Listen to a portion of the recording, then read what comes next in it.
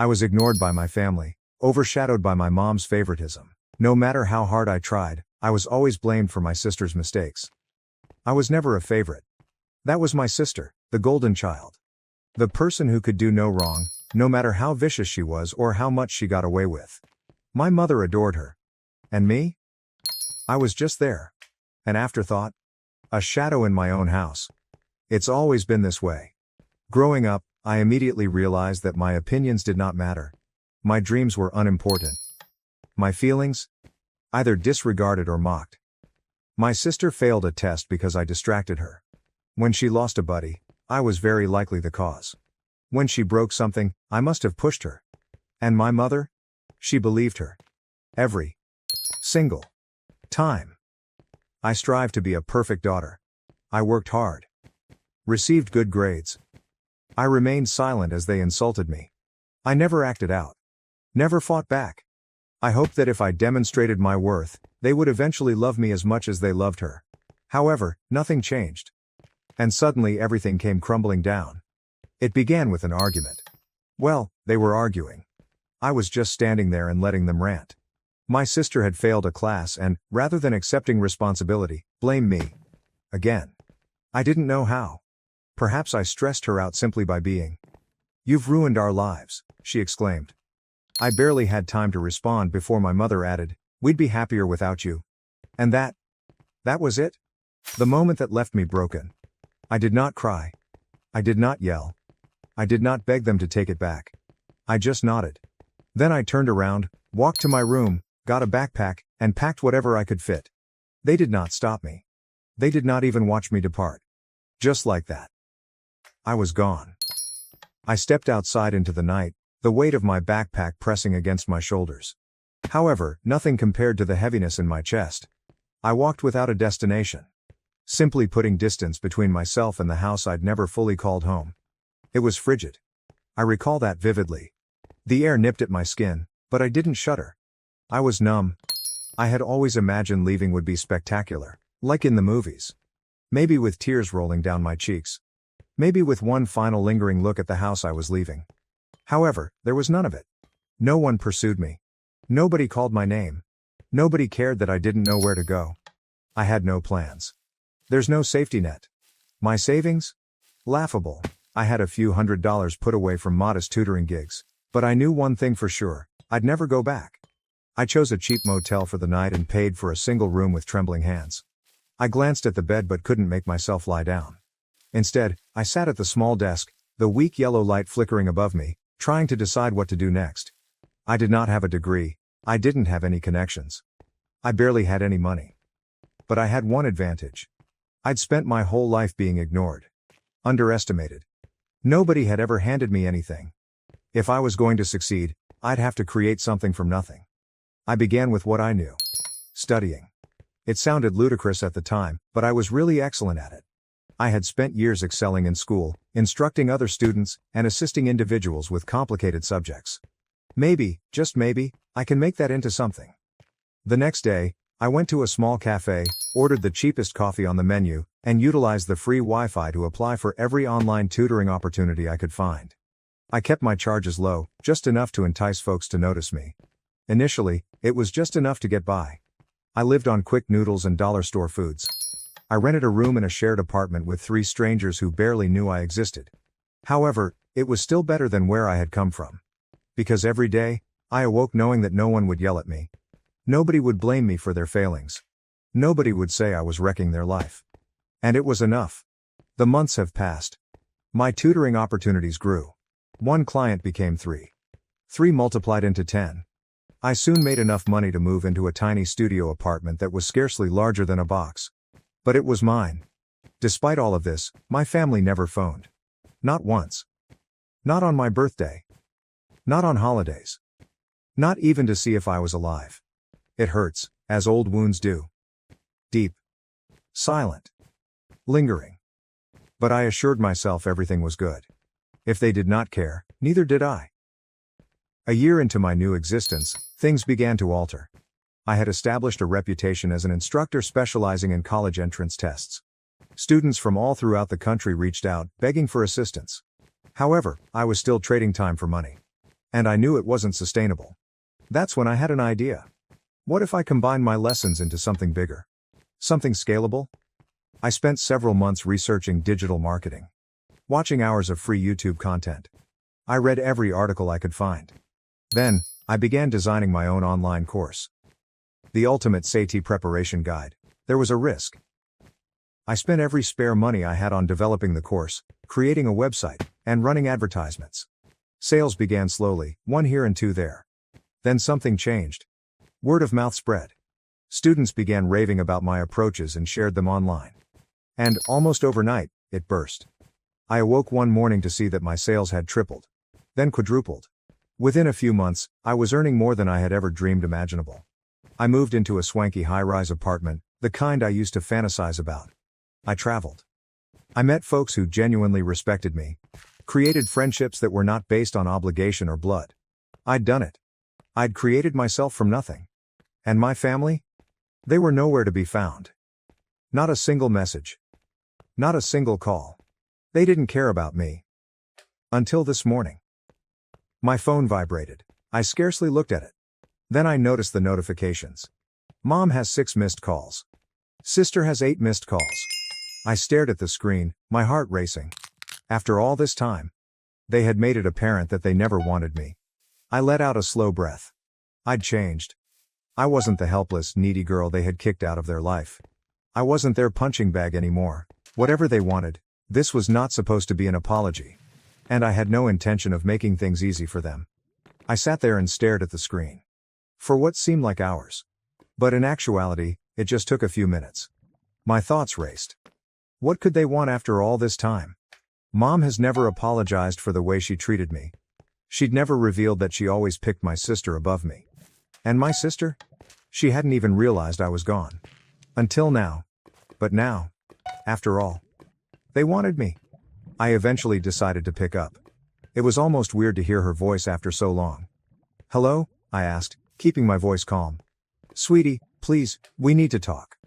Mom's voice quivered. "Sweetie? After everything?" She hadn't called me that in years. The phony compassion wounded. "What's going on?" I inquired, not masking my disbelief. There was a prolonged pause. We've fallen on hard times," Mom explained, her voice quivering. "Your sister, she's been having trouble at school again, and with everything going on, we just don't have enough." She said with hesitation. "We need your help." I bit my lip, a strange combination of satisfaction and wrath welling up inside me. Was this why they called me now? "What kind of assistance?" I inquired, keeping my voice calm. "We need money," she said abruptly. "Your sister's tuition. It's due. And we have bills we can't pay. I know we've never been there for you, but please. We're struggling. We need you to help us. We know it's a lot to ask, but please, we've tried everything." I could hear her sniffles. Perhaps it was genuine. Perhaps it was just guilt attempting to make its way back in. "Please," she repeated. "We need you back. We need your support." The words remained in the air. My support. They had been rejecting this assistance for years. I closed my eyes for a while, attempting to calm the flood of emotions that threatened to choke me. How could they think this was acceptable? For the first time in a long time, I felt more than apathy. It was hilarious. "You're serious?" I inquired, a bitter laugh escaping my lips. "You really think I'll come back and help you? After everything?" There was a gap followed by my mother's anxious cry. "Please don't do this. We know we messed up, but we're your family. You can't just leave us like this." I clenched my fist. "You never cared about me when I needed you," I replied, my voice shaking with restrained rage. "You were too busy with your golden child. You let me disappear. You told me you'd be better off without me." I paused, feeling wrath well up in my chest. But I kept it in check. I was not going to let them know how deeply they had hurt me. I was not going to let them turn this around on me. "I don't owe you anything," I said, my words as cutting as glass. Another prolonged delay. Then, "Why?" My sister's voice rang out next, agitated and panicked. I know I was horrible to you. But I need your help. I messed up, okay? I didn't mean it. I've been trying to fix things, but I don't know what to do anymore." I nearly laughed. "Fix things? How can you treat years of pain?" "I don't want your apologies," I replied bitterly. "And I don't owe you my money or my help. You can figure it out, Just like I did. But please, just. My sister's voice wavered, but I shut it off. Number. You should have thought about this before you kicked me out of your lives. I could feel my heart race as I hung up the phone. However, the adrenaline was not solely derived from rage. It stemmed from satisfaction. Knowing they needed me gave me a sense of satisfaction. After years of silence and pretending I did not exist, they needed me. I stood up and paced the room, allowing the gravity of the situation to set in. They were not calling to apologize. They weren't calling because they had missed me. They were phoning because they wanted me to remedy their mess. And while they struggled, they recognized what they had thrown away. But that didn't matter to me. They did not deserve me anymore. I was finished. But deep down, a part of me wanted to make them beg even longer. Make them uncomfortable. The phone vibrated again. I glanced at the screen. Mom, again. Her message carried the same desperate tone. Please. I know we can't undo the past, but we need you. I grinned. They had no idea what they were getting into. The phone vibrated again. The screen flashed with another message from my mother. Please, I'm begging you. We don't know where else to turn. I stared at the message, my finger hovering above the screen. Part of me wanted to dismiss it completely. Following all. Hadn't I previously answered them? But the desperation in her tone made me hesitate. For a time. Then I shook my head. Number, I was not going to soften. I was not going to be the one to improve their lives again. The thing is, I'd constructed something for myself. My empire, so to speak. My achievement wasn't solely about money. It was about the ability to choose who would be a part of my life. And my family? They no longer deserve that luxury. I put the phone down. I walked to the window. I looked out at the city. From this vantage point, everything seemed far away. So little. My former life's troubles felt like they belonged to someone else. I wasn't that person anymore. I was not their burden. Nevertheless, the messages kept pouring. I took a breath. I was not going to give in. I was not going to let them influence me with their guilt. But, deep down, there was a flare of something. Perhaps it was a pity. Perhaps curiosity. Perhaps something darker. But I resisted. The following morning, I awoke to the sound of my phone vibrating on the nightstand. Again.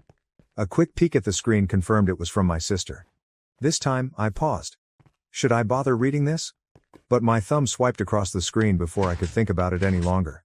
The message came in. I know I can't change the past, but I've been trying so hard to get into college.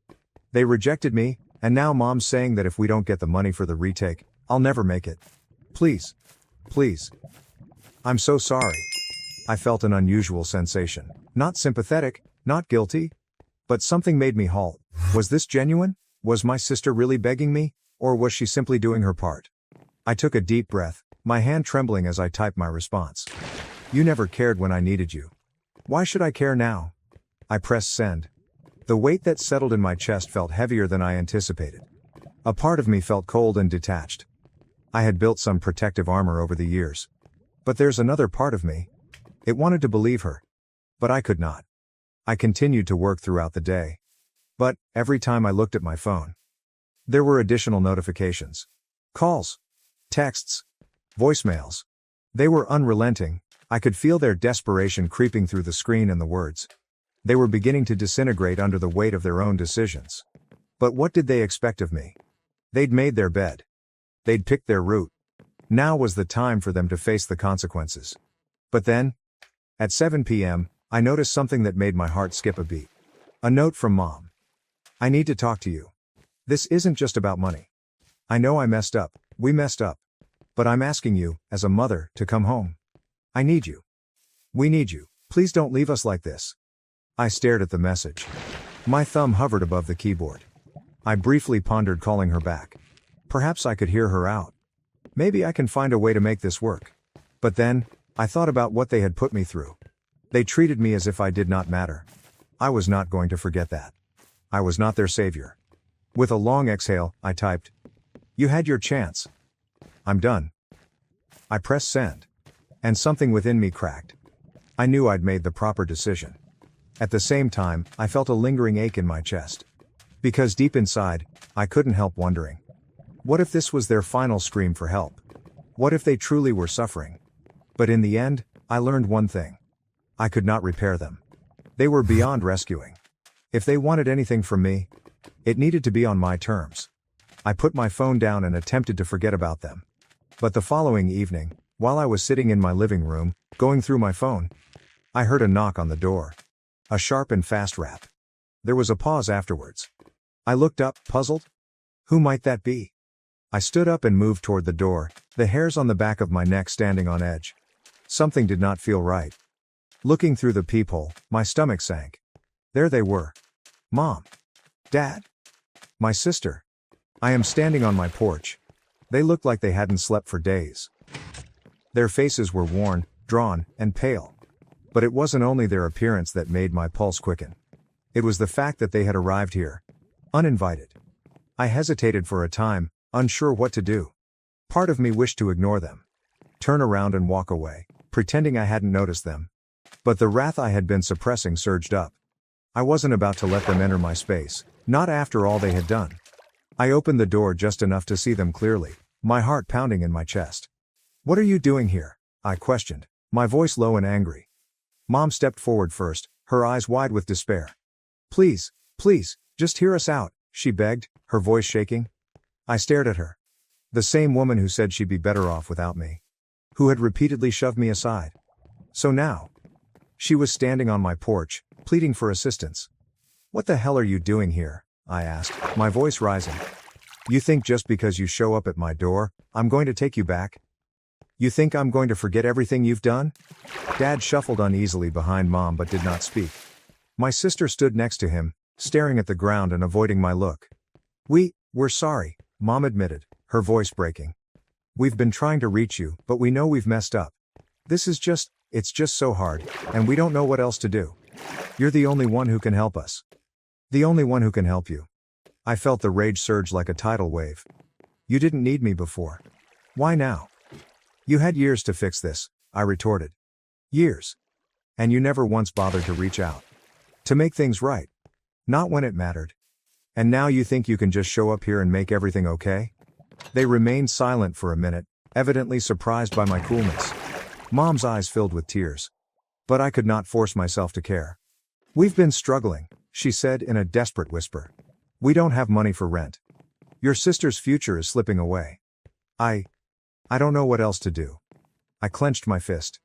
"Don't tell me you don't know what else to do," I exclaimed, my voice quivering with rage.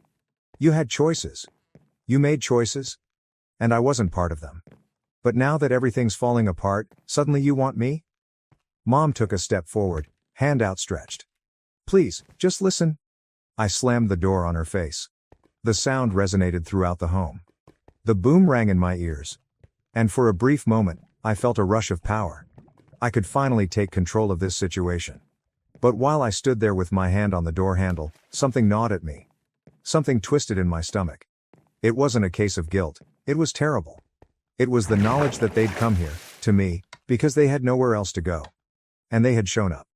Not because they wanted to improve our connection, not because they were genuinely remorseful, but they needed me, and I despised it. They did not deserve me. But rage was not the only emotion I felt. A part of me wanted to hurt them. To show them how terribly they had messed up. Make them suffer the consequences of their own conduct. And the fact that they assumed they could simply walk up on my doorstep. It got me angry more than anything else. I moved away from the door, leaving them standing on the other side. But they did not leave. I could hear them conversing outside. Mom was pleading. My sister was crying. Dad was attempting to console them. I couldn't take it anymore. The rage within me was tremendous, and I knew I'd regret not doing something. So I reopened the door. There they were. Standing there. Still waiting. Desperation was written all over their features. Mom's eyes were red from crying. My sister hung her head low in shame, and Dad? He appeared defeated. Like a man who had lost everything and had no idea how to get it back. For a moment, I simply stood there, taking in the view of them. The family that had harmed me. The family had made me feel useless. Invisible. So now, they were here. Asking for assistance. But what do I owe them? Nothing. I took a deep breath. And then, without saying anything, I took one last glance at them. No. You don't get to come here and expect forgiveness just because you're struggling now. The words came out coldly. Hard. Like a scalpel cutting through the strain. I didn't feel any regret as I stated them. They deserved to hear the truth. You had years to fix this, I said, my tone steady but forceful. Years to realize what you lost. But you didn't care then. And I'm not going to be your solution now. I noticed Mom open her mouth in protest. But I held up my hand to silence her. I built my life. My success. From the ground up. And I'm not going to let you destroy it too. You don't get to come into my life and expect everything to magically change because you've hit rock bottom. Their eyes started welling up again. But I felt nothing. There is no guilt, no regret. Just some calm satisfaction. I knew I was finally putting myself first. Go, I stated simply, my tone unyielding. Fix your own mess, I'm done. I closed the door for the final time. Weeks have passed, and I continued living my life. My business has grown, my network expanded, and I felt more energized than ever. I had become the person I had always wished to be. The person who did not have to apologize for their accomplishments. The one who had learned to let go of the negative aspects of their history. I never heard from them again. Not a message. Not a call. And you know what? It was fine.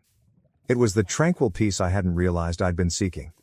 And as time passed, I came to realize something important. The ones who have wronged you, those who abandoned you, are not the people you should seek validation.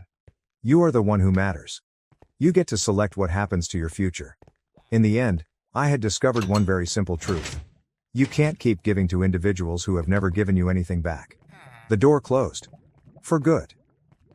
Thank you for watching. If you haven't subscribed yet, please do so and hit the notification bell to stay updated with more shocking real-life stories happening around you. After 12 years building my father's company to $75 million, he gave it to my brother. Did they really think I'd just accept that? After 12 years of operating my father's company, I finally increased its value to $75 million. At a family supper, my father glanced at me and smiled. Your brother will take over now. My heart dropped, but I smiled back. The following morning at work, everything changed.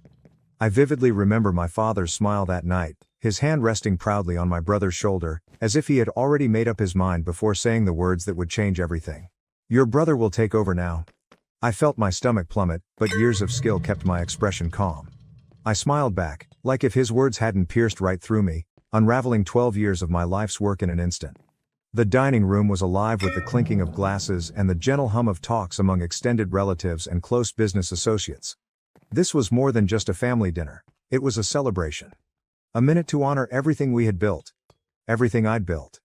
My father founded Harper & Company when I was a child, a small logistics company that struggled to stay alive during its early years. I grew up watching my father fight to keep things going, working late hours, forgoing family holidays, and always pursuing the next contract to make ends meet.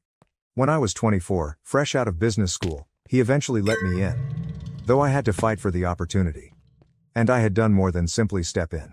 Harper & Company had grown from a struggling regional logistics concern to a nationwide powerhouse under my leadership, with operations expanded, million-dollar contracts secured, and cutting-edge technology integrated.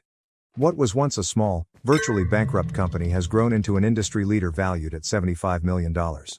But, at this moment, none of it mattered. My father had already made the decision. My brother Ethan would take over. Not me? A gentle wave of approval rippled over the table, with murmurs of congratulations directed toward Ethan. I watched as he lowered his gaze, pretending modesty. Though I knew better. Ethan had never completely invested in the firm. He'd spent the last decade jumping from one failed business to the next, never quite finding his feet. He was not interested in logistics. He was not interested in operations. However, he was interested in power. I'd spent 12 years proving myself, starting Harper & Company from the bottom up, making every difficult decision, late-night strategy call, and contract negotiation. Ethan hadn't done any of it. And yet here we were. Nonetheless, I swallowed my emotions. I'd learned a long time ago that exhibiting pain was considered a weakness in this household. I reached for my wine glass and steadied my hand before lifting it. Lisa? Smile. Smile. To Ethan, I replied, my voice smooth and controlled. The visitors raised their glasses, unaware of the tempest developing behind my eyes. My mother looked at me from across the table, an unreadable expression on her face. But I knew she understood. Unlike my father, Mom had always recognized the effort I put in. But she refused to interfere. She never did. Then there was my father, smiling with the same unflinching assurance, fully oblivious that his decision had put something in motion. Ethan met my eyes from across the table, a smirk barely visible on the corner of his lips. That was the moment I knew. This was not solely my father's decision. Ethan had waited for this. He had carefully positioned himself, portraying the loyal son who had finally discovered his purpose. My father, a staunch conservative, saw no problem in his rationale. The kingdom should be passed down from father to son. A daughter's efforts were always viewed as temporary, a footnote in history, no matter how hard she worked to show different. But what they didn't realize, and none of them had considered, was that I had spent the previous 12 years not only developing a company, but also consolidating my position inside it. And the next morning, they'd figure out what that meant. That night, I hardly slept. My thoughts replayed every sacrifice I'd made for Harper & Company. Late nights, missed birthdays, and relationships strained under the weight of my desire. I had given everything to this company. And now they expect me to just step aside? They'd underestimated me. By 3 a.m., I was in my home office, typing furiously on my keyboard. Each contract, every share, all executive agreements. Nobody knew how this company worked better than I did. Ethan expected a smooth transition, that by next week, his name would be on the office door, and his employment would be guaranteed. What he didn't realize was that while my father was busy making public appearances and my brother was busy pretending to understand the business, I had secured something much more valuable. Control. I entered Harper & Company headquarters at exactly 8:45 a.m., as I had done for the previous 12 years. The same walls. The same polished floors. The same hum of efficiency persisted as staff settled into their routines. But today was different. Today, I didn't walk into my office, I was walking into a battleground. The reception area was unusually quiet, the type of silence that comes before a storm. They knew. The whispers had already begun. The story of my father's declaration during dinner had circulated quickly. Employees looked at me with uncomfortable looks, avoiding direct eye contact, unsure where their loyalty should rest. I did not acknowledge them. I strolled confidently, my heels tapping on the marble flooring, my stance solid. Never show them you are disturbed. I entered my office. Shutting the door behind me, I had exactly 15 minutes until my father and Ethan arrived, expecting them to take over as CEO and heir apparent respectively. 15 minutes before their entire strategy disintegrated in front of them. I sat at my desk, inhaled deeply, and then turned on my computer. The screen displayed a list of sensitive documents and contracts that they had never considered looking at and assumed did not matter. I opened my ownership records, lingering my hands over the keyboard for a moment before clicking on the file labeled, Executive Shareholder Agreement. And then I waited. A strong knock on my door came at precisely 9 a.m. I did not bother answering. The door opened, and my father and Ethan strolled in, both exuding confidence. His, inborn. Ethan's, carefully crafted. My father walked in like a monarch surveying his realm, and Ethan, dressed in an expensive navy suit, flashed me a smug, triumphant grin. It took everything I had not to laugh. My father said, "Lisa," in his customary forceful tone, as if acknowledging me was a favor. "I assume you're aware of the transition happening today?" Transition. Interesting wording. "I'm aware," I replied easily, reclining back in my chair. I looked at Ethan, whose smirk became wider. "Good," my father said, nodding as if we all agreed. "Ethan will be stepping in as the new CEO. We'll need you to help with the handover, get him familiar with the operations before you officially move on." I raised an eyebrow. "Move on?" I repeated, faking ignorance. "Dad, I think you're mistaken about something." His face twitched with annoyance. He was used to my silent cooperation and ability to follow instructions. He was unprepared for this. "Lisa," he murmured, his voice tight, like if addressing a child. "This isn't up for debate. We've already made the decision." I smiled, a slow, knowing smile. "Oh, I know, Dad," I answered softly. "The thing is, you don't have the authority to make that decision." Ethan scoffs quietly and shakes his head. "Lisa, don't make this difficult. We're trying to do this the easy way." I did not respond. Instead, I went for my remote and clicked a button. The enormous screen on my office wall displayed a document that I had been examining earlier. Executive Shareholders Agreement signed on August 17, 2015. Signatories, Lisa Harper, James Harper, father, and Ethan Harper. My father's face paled somewhat. I turned to Ethan. "Do you even know what this document is?" He crossed his arms and shifted in discomfort. "A shareholders agreement?" he wondered. I nodded. Yes. And do you know what it says? I tapped the screen to highlight an important clause. This document was drafted when Harper & Company was restructuring. It clearly states that any transfer of executive power, such as appointing a new CEO, requires the approval of all majority shareholders. I caught my father's gaze. And I, Dad, hold 60% of the company's shares. The hush that followed was smothering. My father's expression darkened. That's impossible, Ethan whispered as he moved forward to examine the page. Actually, it's very possible, I replied calmly. You see, over the years, while you were busy failing at every startup you touched, and Dad was busy playing the role of business patriarch, I was doing something else. I leaned forwards. I was securing my place. I turned back to face my father. Remember when you needed capital for expansion in 2017? You agreed to give me an additional 15% of your shares in exchange for my investment. And in 2019, when we had that court dispute, another 10% was transferred under my name as collateral, which you never bothered to reclaim. That, plus my original 35%, gives me the controlling stake. My dad's jaw clenched. But Ethan was in a panic. You have to be bluffing, he exclaimed. I took out a second document. This is the most recent legal filing with the state. Want to verify? Ethan took the paper and scanned it, his face losing color with every passing second. You can't do it, he muttered. Dad, tell her she can't do this? My father stayed silent. Because he knew. I had lawfully outmaneuvered him. And he couldn't do anything about it. I sighed softly and stood up. I'm not firing you, Ethan, I explained. I don't want to force you into the real job market, but you will report to me and work under my guidance. Otherwise, I motioned to the door. You're free to leave. Ethan looked at my father, his eyes begging, but for the first time in his life, my father had no response. There was no way to fix it, because it wasn't his company anymore. That was mine. The silence in my workplace felt oppressive. Ethan still held the official document in his hand, his fingers white from holding it too firmly. My father remained motionless beside him, his expression unreadable. But I knew better. He was calculating, trying to figure a way out of this. There was not one. I had spent years preparing for this moment, not because I expected treachery, but because experience had taught me never to presume loyalty in situations of authority. For the first time in my life, my father didn't recognize me. Maybe he never had. Is that it? Ethan eventually spoke, his voice tinged with resentment. Are you just taking everything? I laughed softly, without humor. Are you taking everything? I repeated, moving closer to him. Ethan, I created this company from nothing. I made every contract, expansion, and innovation a reality. While you were busy failing above, I was keeping this company running. So no, I am not taking anything. I leaned in slightly. I'm just keeping what's already mine. Ethan's face contorted in rage, but he had no response. He knew I was correct. And worse, so did my father. He had spent years believing that bloodline was more important than skill. That his son would receive what was properly mine. He'd underestimated me. And now he had to pay for his folly. My father eventually ended the hush. You're making a mistake, Lisa.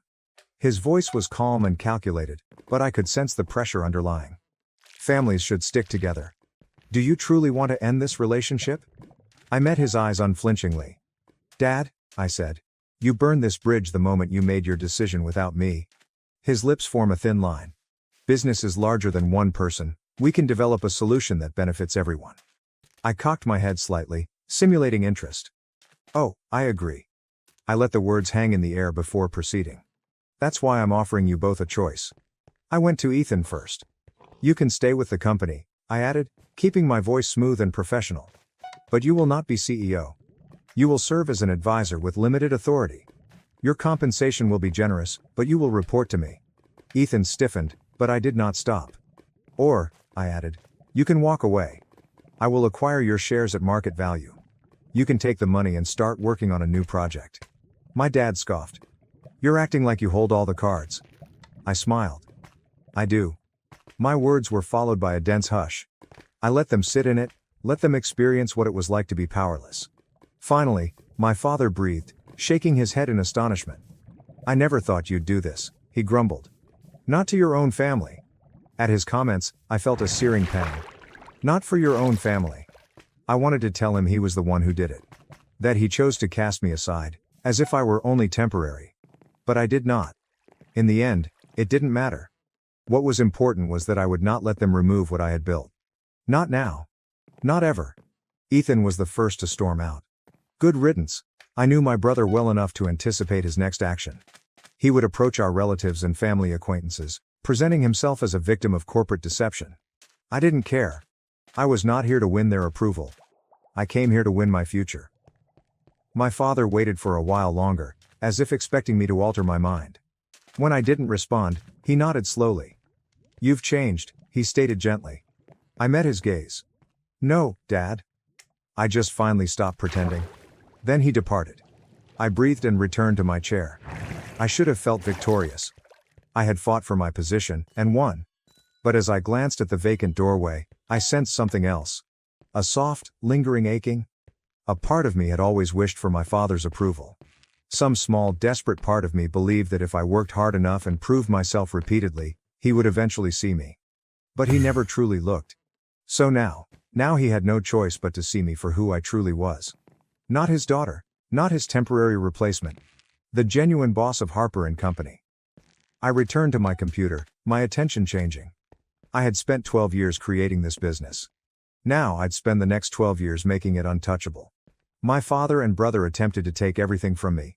But in the end, they were the ones who had lost everything. For the first time in 12 years, my workplace felt empty. There were no phone calls from my father. Ethan sent no passive-aggressive emails, just silence. But silence did not indicate serenity. It meant the struggle had started. I knew my father wouldn't leave peacefully. And Ethan? He would fight tooth and nail to restore what he believed was his birthright. I wasn't naive enough to believe this was over. It had just begun. By the next morning, I could detect an undercurrent of discomfort in the company. Employees who had greeted me with confidence last week now appeared nervous. As if they were terrified to choose a side. Several department heads avoided eye contact. I knew exactly what was going on. My father and Ethan were using the Whisper network. Old family pals, board members, senior executives. They were spreading doubts, painting myself as frigid, ruthless, disloyal. Ethan, in particular, had taken on the character of the wounded son, betrayed by his sister. I could see him now, seated in a high-end restaurant, pretending to be sorry as he told our investors how I had taken the firm from him. And what about my father? He would not need to say much at all. Just a deep sigh. A shaky head. The neatly arranged words. I only ever wanted the best for my children. It was calculated. And risky. Because, if they could turn my board members and senior executives against me, they may force me out of my own company. At the very least, make my leadership impossible. I wasn't going to let that happen. That afternoon, I scheduled an emergency executive meeting. As I entered the boardroom, I could feel the tension in the air. Half of the room averted my gaze. The other half observed me too closely, waiting for me to slip.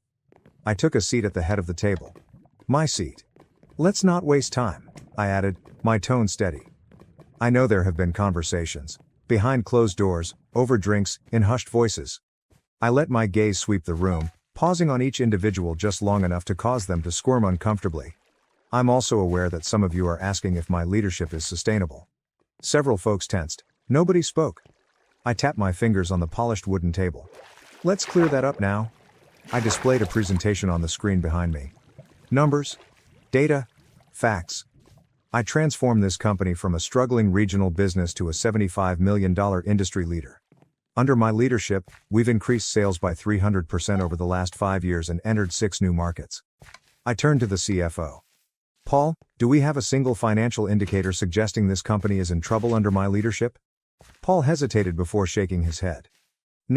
In fact, projections show another 20% growth in the next quarter." I nodded. "So let's be honest about what's happening here." I leaned forwards. "My father and brother are not unhappy because the business is faltering. They are not upset because I am failing to lead. They are furious because they expected me to step aside and let Ethan take over. Regardless of qualification. Regardless of the outcome."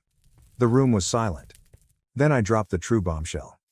"I also know that some of you have been contacted in the last 24 hours, offered incentives to push for my resignation."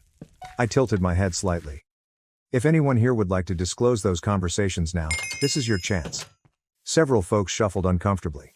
Then, after a lengthy period, one of the senior executives cleared his throat. "I received a call," he said. From your father. He said he was considering making an official appeal to the board. I nodded, not surprised. And did he offer anything in return for your support? A pause. Then, a slow nod. There it is. I breathed and stood up. My father built this company, I replied. I will not dispute that. But I went further than he could have. And I will not let him manage it from the outside. I let my voice drop slightly, controlled and threatening. If he wants a fight, he'll get one. I gathered my papers and looked each executive in the eyes. If anyone here believes my father and brother deserve control, now is the time to make your move. Silence. Nobody moved. Good. I turned and went away, head held high. It wasn't just about keeping my company. This was to ensure that they never imagined they could take it from me again. That night, I made my own call. Not to any board member, not for an investor. But what about the media? By morning, the business section of every major news outlet featured the following headline. Power shift at Harper & Co. Lisa Harper outmaneuvers family in boardroom battle. I'd made my move. Now it was their turn. And I waited. My inbox burst the morning after my story went to publication. Emails. I missed calls. Messages from reporters, investors, and board members. Some were supportive. Some were cautious. However, most of them had one question in common. Is it true? I let them wait. I knew what game my father was playing. He had spent decades mastering the art of public perception. He understood that reputation was important in business. If he couldn't beat me in the boardroom, he would undercut me in public. And that was exactly what he was attempting to do. By lunchtime, the first counterattack had arrived. A press release is nicely made, precisely phrased, but full of lies. Harper & Company has always been a family-owned business.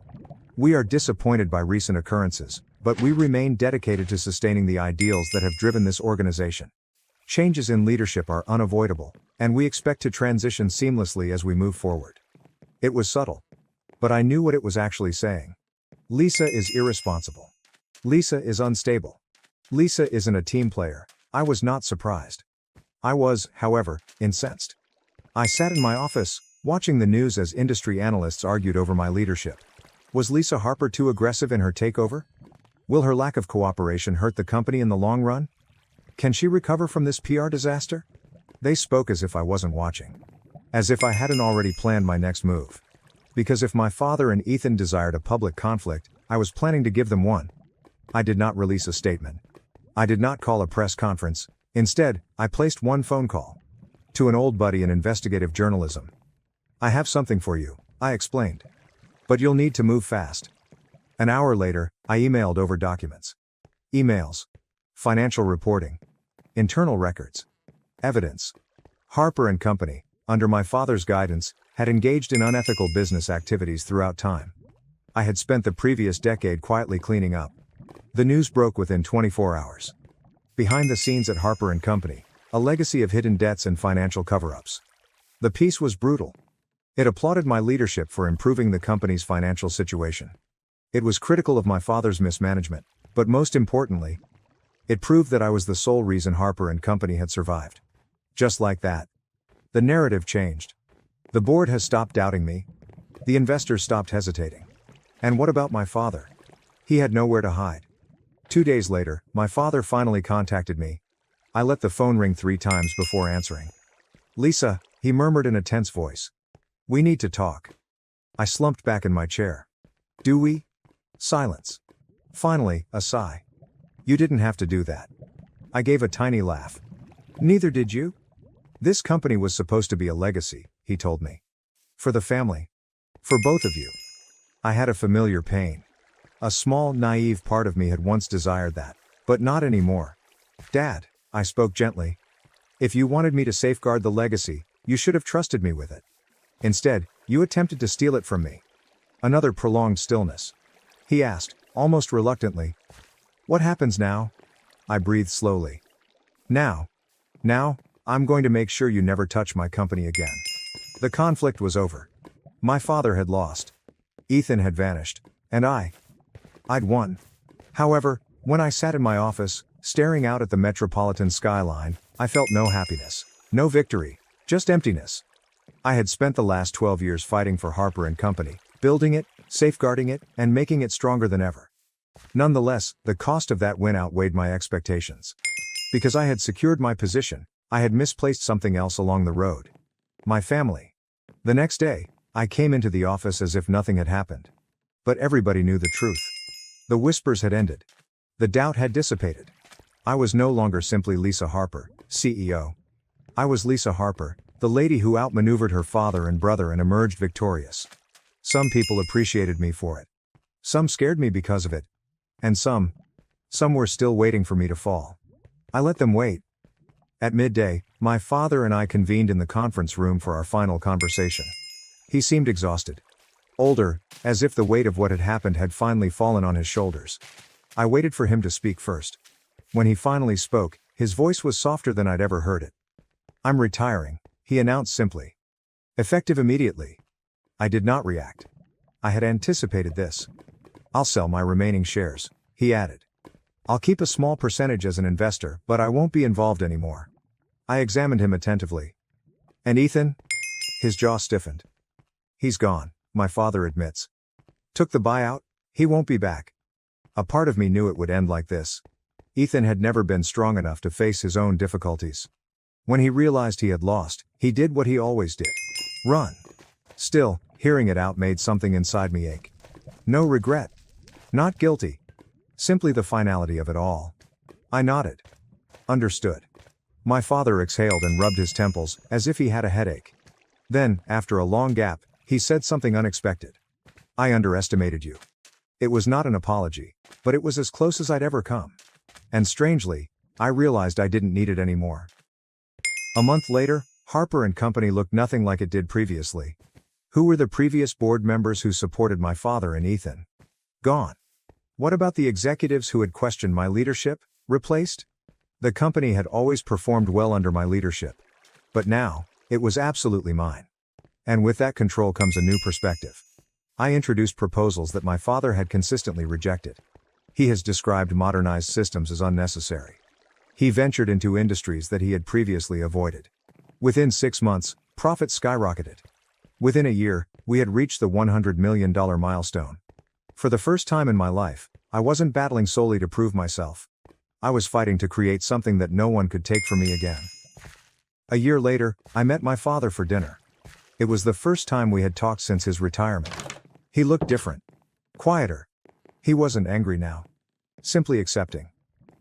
"I read about the latest deal you closed," he continued as he drank. "It was a smart move."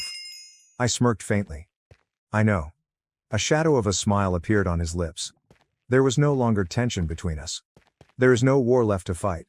Just the simple, undeniable truth. He'd tried to push me aside. And I had proven him incorrect. He lifted his glass. "To Harper & Company," he stated. This time, as I clinked my glass with his, I did not feel angry.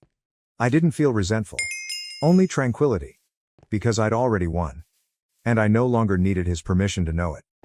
As I sit in my office now, overlooking the city where I built my empire, I reflect on the lessons this trip has taught me. That family might be your greatest adversary. Loyalty is a currency, not a promise. That power is never given. It's taken. But more importantly, sometimes, the finest method to prove your worth is to quit seeking validation and create something so powerful that they can never ignore you again. I don't have any regrets.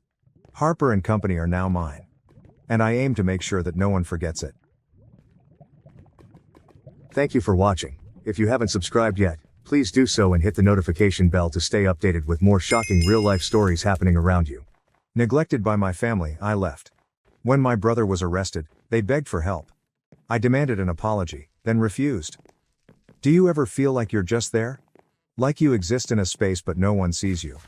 That is how it has always been in my family. I wasn't the perfect child. I was not the troublemaker. Just the one in the middle. The one who performed what was required but never quite enough. It started little. Small things. My parents forgot to save me a plate for dinner. My brother took my items without asking, knowing that no one would care if I protested.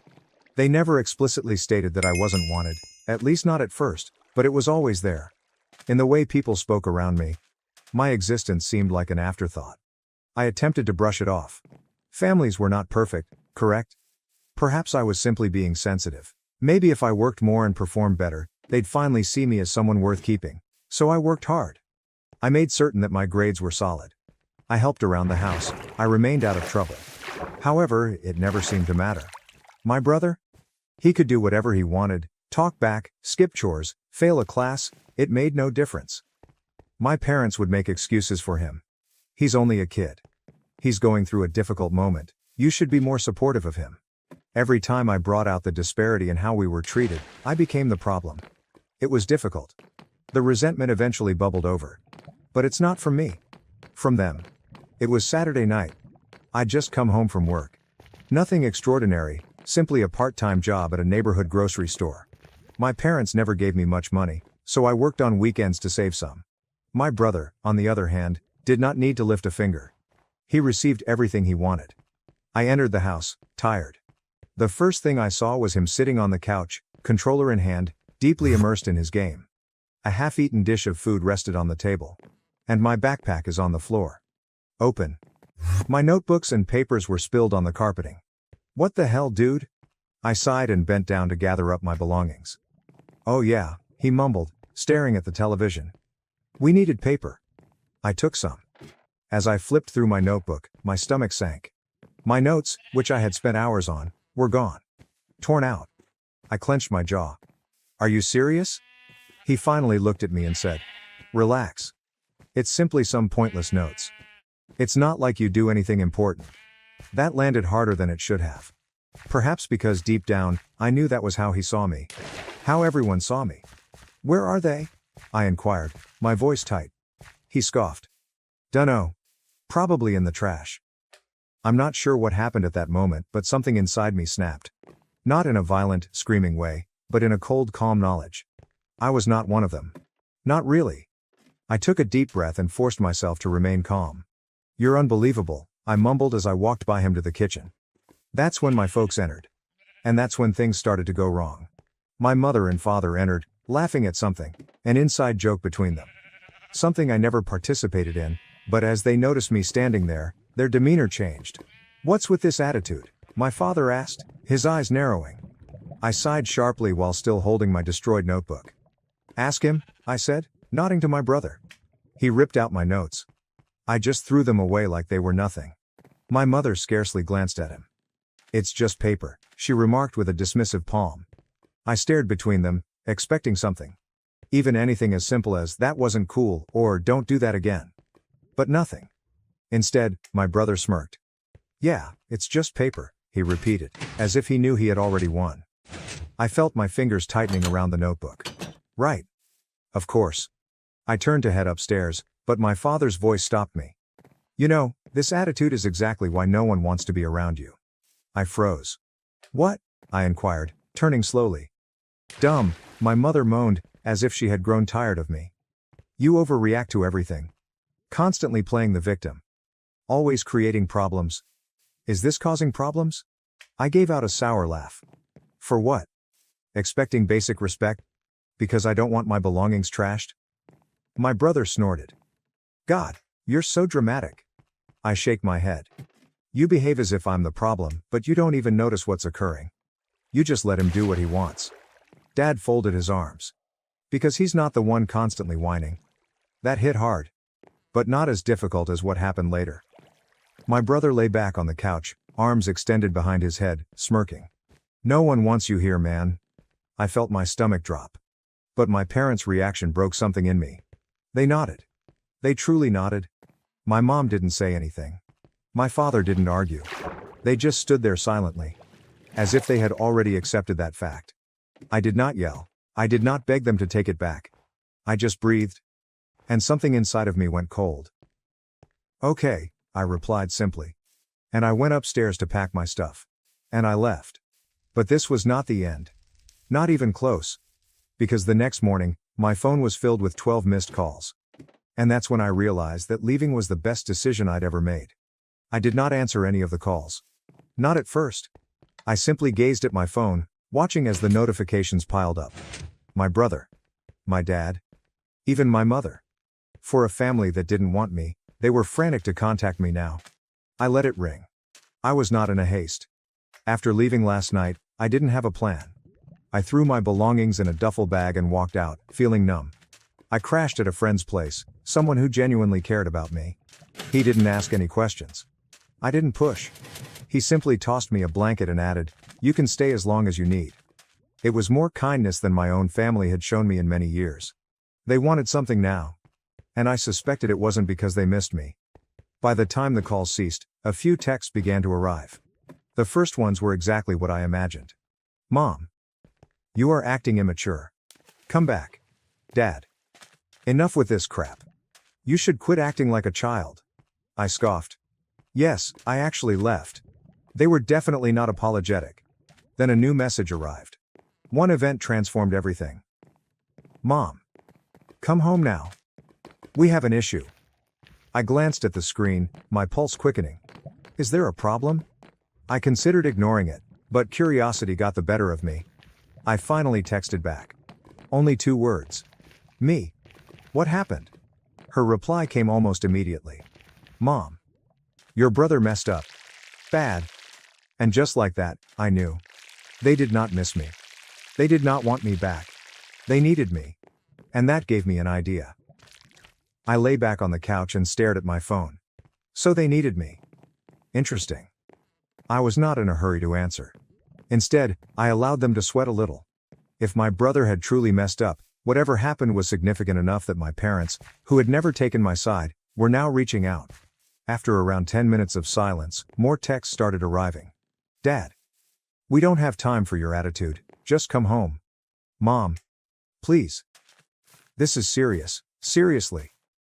That almost made me laugh. When my troubles became serious, they advised me to get over them. But now that my brother was in peril, it became crucial. I took my time penning the next response. "Me. It's not my problem." A minute has passed. Then another. Then my father called. I let it ring, declined. A second later, a text appeared. "Dad. You are being selfish." I breathed sharply through my nose. Selfish? That was impressive coming from him. Then my mother texted again. "Mom. Your brother has been arrested." I blinked. Okay, now I am interested. I took my friend's car keys from the countertop. "I need a ride." He raised an eyebrow. "You sure? Thought you were done with them." I smirked. "Oh, I am. But I need to see this for myself." 15 minutes later I pulled up in front of my home. My father was pacing on the porch, phone in hand, and appeared more anxious than I'd ever seen him. My mother sat on the steps, head in her hands. For once, no one laughed, no disparaging remarks, just pure panic. Silence. I took my time walking up. "So," I casually inquired. "Who wants to tell me what happened?" My father turned, his gaze steely. "Where the hell have you been?" I raised an eyebrow. "Not here, like you wanted?" He clenched his teeth, but before he could respond, my mother spoke. "It's your brother," she explained, her voice cracking.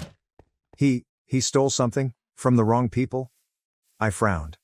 "The wrong people?" Dad ran his fingers over his face. "Some guys at that arcade he hangs out at. We don't know the details, but they called the cops. He's in holding right now." I nearly laughed. Of course, my brother had spent years treating me like garbage, believing he was untouchable. And now, the actual world had struck him like a truck. I crossed my arms. "And what do you want me to do about it?" Mom shot me a frantic look. "We need money. For a lawyer. Bail. Something. We need your help." I stared at her for a long time. Then I finally grinned. They needed me. But I didn't need them. After years of shoving me aside and treating me like I was nothing, they now looked at me as if I were their only hope. And in a way, I was. I tucked my hands in my pockets and tilted my head slightly. "So let me get this straight," I muttered. "You told me I was unwanted. You let my brother treat me like garbage. You didn't care when I walked out. But now that he's in trouble, you suddenly remember I exist?" My father's jaw stiffened. "This isn't about that. This is about family." I laughed. A brief piercing noise. "Oh, now we're family? That's funny. Because last night, I was a burden." Mom's eyes were begging. "Please. We can talk about all of that later. Right now, we need to get him out before this gets worse." I let out a slow breath, pretending to think about it. "And how much money are we talking about?" Dad exhaled. Bail is set at $10,000. We can pay a portion, but we need you to cover the rest. I whistled. 10 grand, huh? Sounds serious. My mother perked up somewhat. So, you'll do it? I smirked. Oh, absolutely not. Their faces sank so quickly that I nearly felt awful. Almost. Excuse me? My father snapped. I shrugged. Not my problem. Mom's voice crackled. But, he's your brother. I shake my head. He's your son. I corrected with a firm voice. And you made it very clear that I was never part of this family. Dad stepped forward, wrath in his eyes. You think you're proving a point? You think this is funny? I met his stare without flinching. No. I smirked. I think it's fair. Mom grabbed my arm, her words urgent. We'll pay you back. I took a step backward. You think I trust you? The people who threw me away without a second thought? Her lips opened and closed, but she said nothing. I shake my head. Here's what's going to happen. You're going to figure this out without me, just like you always wanted. And I'm going to walk away, just like you told me to. I turned on my heels and returned to my friend's car. My father cried after me, Don't you dare walk away from us. I looked over my shoulder. You already did it first. Then I got in my car and drove away, leaving them in the mess they had created. I drove away. My fists gripped around the steering wheel. I should have felt triumphant. I should have felt like I finally had the last laugh. But, instead, I felt hollow. Not because I regretted my decision, they deserved it, but because after all, even when they begged for my assistance, I knew they still didn't consider me family. They simply saw me as a solution. A wallet. A safety net. And now, that net was gone. That night, I sat in my room, reading through my phone and eating a beautiful, fatty burger from my favorite takeout restaurant. It was serene, quiet. I hadn't experienced a night like this in years living under that roof. I considered turning my phone on mute, but I couldn't resist checking my alerts. Surprise, surprise, my family had not given up. Mom sent 3 SMS in a row. Mom. Let's work something out. Please let's speak. Mother. Your brother is still in jail. We're having trouble getting the money together. Mom. Please, I understand we were tough previously, but we're family. I almost choked on my soda. Are we now a family? Did they finally care? That was lavish. I was pondering whether to answer when another text arrived, this time from my father. Dad. See, we can repay you. You simply need to trust us. That one had me laughing out loud. Trust them. The same people who for years treated me as if I were an unwanted guest in my own home? Are these the same people who advised me to leave without hesitation? Yeah. Right. Just as I was about to put my phone down, another message arrived. Brother. Come on, man. Are you really going to let me rot here? Oh, this was really amazing. After everything he's put me through, all the times he's shoved me around, mocked me, and labeled me useless, what now? Now he sought my assistance. I decided to have some fun. Me. You said no one wanted me around. I'm simply respecting your requests. Delivered, read. No response. I smiled at myself, extended my arms behind my head, and ate another piece of my burger. Life was good. The following morning, I awoke to a rush of messages. Groggy, I massaged my eyes, unlocked my phone, and began scrolling through them. Apparently, things were getting tough for the family at home. Dad. We had to sell both the TV and my golf clubs. Your mother is furious at me. I hope you're happy. Dad. Please. We don't know what to do now. And then, the best one yet. Brother. I swear to God, when I leave, you better hope I don't find you. That was hilarious. Was the same guy who needed my help now threatening me? I chose to respond. Me. That is some strong language for someone who requires my assistance. Try again. An hour passed before my mother swallowed her pride and sent another message. Mom. Please, we are definitely struggling. I let her sit in her desperation for a few minutes before responding. Me. I'll bail him out. On one condition. She did not hesitate. Mom. Anything? I smirked. I want a public apology. In the family group chat. A long one. I want you all to admit every horrible thing you've said to me, and I want you to thank me for helping. I knew that would hurt my father's pride. But if they needed my help so desperately, they'd have to beg for it. It did take them a bit. But eventually, a new message appeared in the family group chat. Dad. We need to discuss how we've treated you. We've made mistakes, and we now see how deeply we've wounded him. We profoundly regret our comments and behavior. He is an essential member of our family, and we appreciate his generosity in assisting us during this tough time. It was stiff, it was forced, and it was quite humiliating for them. Perfect. I gave them a simple thumbs up emoji and proceeded about my day. Did I really bail my brother out? Haha. Absolutely not. But at least I received the apologies I had always deserved. Next week, my brother called me. "Man, I can't believe you did this to me," he said over the phone, his voice heavy with rage. "I thought you were better than this." I couldn't help laughing. It was not a malicious chuckle. It's more like the giggle you get when the universe gives you precisely what you deserve. "Better than what?" I inquired, my voice light and even humorous. "I'm just giving you what you wanted. You told me I wasn't wanted, remember? So now you get to stay exactly where you belong." I could hear him smashing something into the jail bars in the distance. "You can't do this? You're really just leaving me here?" I paused for a moment before responding. "You know, I thought I might bail you out. I really did. But you, and the rest of the family, you've made it pretty clear that I don't matter." I paused to allow the words to sink in. So now, I get to laugh. I get to enjoy my life, knowing that I'm out here living it on my terms while you're stuck.